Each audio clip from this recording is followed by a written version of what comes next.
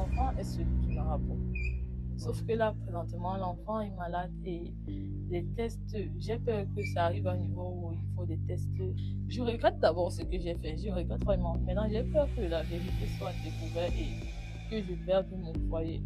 Moi, je voulais juste qu'on ait une famille. Je ne voulais pas le trahir de la sorte.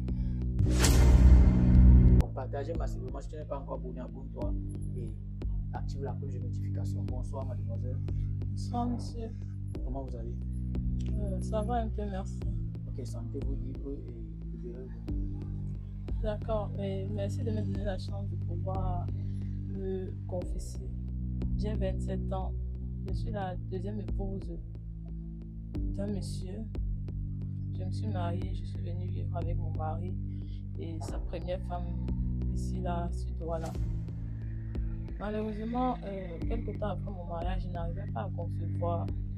Et par peur, j'avais peur que la relation prenne un terme, puisque justement, après plus de 2 ans de relation, je n'arrivais pas à concevoir. Ma meilleure amie m'a parlé d'un guérisseur, d'un féticheur dans une zone un peu reculée. Nous sommes allés. Au début, je ne voulais pas, mais on m'a dit que quand tu pars là-bas, forcément, tu vas rentrer avec cette passion. Oui. C'est comme ça que nous sommes allés là-bas. Arrivé là-bas, le monsieur m'a expliqué ce qu'il fallait faire et tout. Je devais revenir le voir une semaine plus tard. Le jour-là, ça s'est bien passé et tout. Là-bas, il m'a donné des potions, des pots et tout, de mettre dans le repas du monsieur et tout. Sauf que quand je l'ai fait, je suis rentrée à la maison, j'ai commencé à le faire. D'ailleurs, mon mari devenait très proche de moi. Il était déjà proche de moi, mais il devenait très proche de moi et il s'éloignait un peu de la première femme. C'est comme ça qu'une semaine, moi ça me plaisait. Une semaine après, je suis repartie voir le papa qui dit, bon, comment ça va se passer pour que je sois enceinte? Parce qu'à l'hôpital déjà, on me disait que je n'avais rien, mais je n'arrivais pas à concevoir. C'est donc le papa dit que lui et moi, nous devons passer à l'acte pour pouvoir, pour que l'enfant puisse, justement. Je n'ai pas voulu accepter, mais il m'a dit que c'est la seule solution et que mon mari ne saura rien. C'est comme ça que nous sommes passés à l'acte. Et 2 semaines plus tard, mon test était positif. Mon mari était très content. Et ça allait de mal en pire avec la première. En réalité, tu es enceinte du marabout. Ton enfant est celui du marabout. Mon enfant est celui du marabout. Sauf que là, présentement, l'enfant est malade et les tests, j'ai peur que ça arrive à un niveau où il faut des tests. Oui, et je ne sais pas comment je vais expliquer à mon mari parce que à un moment donné, là, ça n'allait tellement pas avec la première qu'il a dû nous changer de maison. Il a laissé celle là-bas avec ses enfants et il ne les regarde quasiment plus. J'ai peur que la vérité soit... En fait, je regrette d'abord ce que j'ai fait, je regrette vraiment. Maintenant, j'ai peur que la vérité soit découverte et que je perde mon foyer. Moi, je voulais juste qu'on ait une famille. Je ne voulais pas le trahir de la sorte.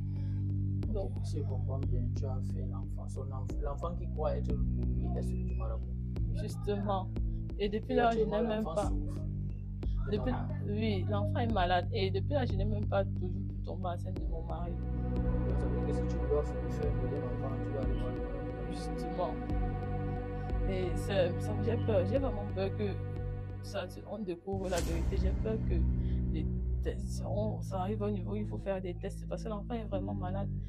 Et s'il n'est pas compatible avec son papa, ça va attirer les soupçons et je risque de perdre mon foyer. Donc j'ai voulu passer un peu dans cette émission pour édifier mes soeurs, de ne pas commettre la même erreur que j'ai faite et en même temps me libérer. Parce que de pouvoir parler comme ça là, à un inconnu qui t'écoute sans te juger, vraiment ça libère un peu.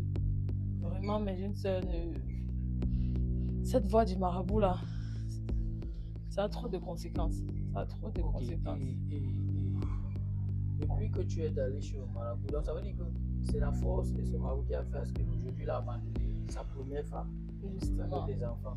Justement. Il se sent pas. Est-ce que pour ta paix intérieure, souvent tu lui as demandé de prendre soin de l'autre femme?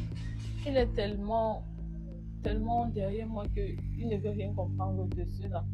Ce n'est pas de ma faute. Ce n'est vraiment pas de ma faute. J'ai l'impression que ce sont les compressions du marabout. Et si un jour ça se rompt, il saura toute la vérité. Que même l'enfant n'est pas de lui et tout, et peut-être que je peux perdre ma vie.